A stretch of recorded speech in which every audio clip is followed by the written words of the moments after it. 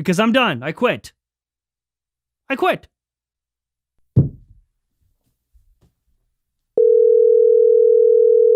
Hello? Okay, so in the last episode, I maybe kind of quit. Yes. Yeah, well, turns out I need money. Okay. So, can I come back? Absolutely not. Wait, why? Because you quit. Yeah, I know. But now I'm unquitting. That's not how that works. That's not how what works. What? What? Okay, if I let you come back, you have to actually be funny. Okay. Perfect. I'll start now. Knock, knock. God, who's there? Nobody. Nobody who? Hello? Jonathan. Are you there? Hello?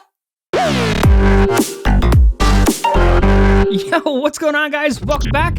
Front Page Tech, FPT. The show. What was that? The show that gives you all latest tech news from one geek that is me to another that is you. How are ya? How you doing? Are you hanging in there? Are you okay, ladies and gentlemen? The tech news drought of 2021 rages on. It continues. It's awful. So, are you okay? It's okay if you're not. We're a family. We're gonna get through this together. It's like the whole family has diarrhea, and eventually we'll be normal again. It'll be okay. What? Let's do tech news. All right, so first up for the day, story numero uno, we have ourselves a bombshell.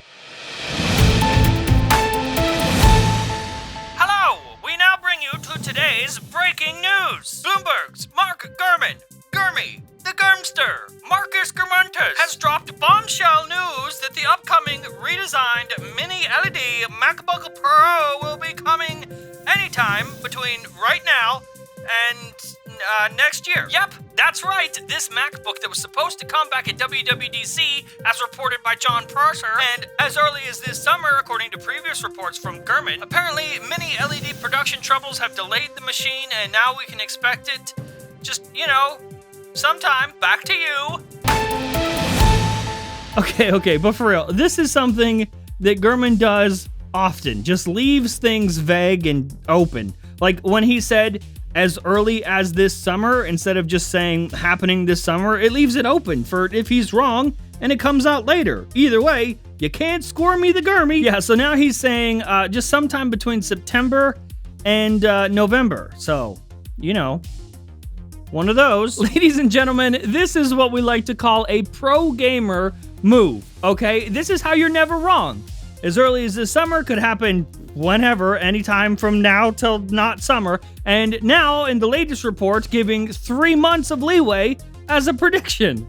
That is next level shit. No, but for real, I think what we're seeing here is the tech news drought of 2021 claiming yet another victim. Because even when there isn't any news, we still gotta work, especially somebody that's hired by Bloomberg. So can we just have a moment to pay our respects to Mark Gurman?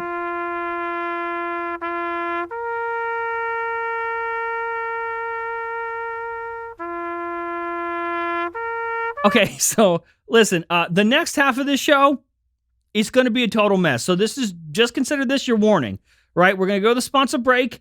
And if you come back after the sponsor break, if you stick around, well, it's just going to be very bad. Okay? I'm trying to warn you ahead of time. Hey, it's summer, which means you're probably just leaving your balls hanging out. Which is what you're doing if you're not using a VPN. Don't let everyone see your balls. Right now, WeVPN has their summer sale going on. Get 74% off and 3 months of free service with the purchase of a 2-year plan for only $259 a month. Not only is WeVPN my favorite VPN of all of them, they also now unblock over 350 plus streaming services. That's more than any other VPN. Protect yourself online, don't let your ISP trace you, and unblock all of your favorite streaming services. Make sure to click that link below to get started, and of course, a huge thanks to WeVPN for supporting the show. Oh, wow, okay. All right, so you're still here. Okay. Yeah, lots of stuff. We got lots of stuff. Last up for the day, get ready. get ready, because, oh man, this is crazy. Wow, okay, here we go. All right. here goes. Listen, there's like not enough to talk about for a full story, so we're just gonna run down a bunch of tech news droppings and try to mush it all together. So this last half of the show is gonna be like a tech news garbage disposal. I don't want it to be that way, but here we are. In today's edition of iPhone 13 rumors that we've already talked about, but we're in a news drought, so people are just repeating old shit. According to Mark Gurman, again, the iPhone 13 might have an always-on display. Okay? If that sounds familiar, it's because, yes, we also heard that back in February from Max Weinbach and Everything Apple Pro. Next. Moving on, iPhone has caught up with Android, now making up 50% of new phone activations in the United States. Now, this is a pretty big deal because in 2020 alone, there were 73 new Android phones released. That's a lot.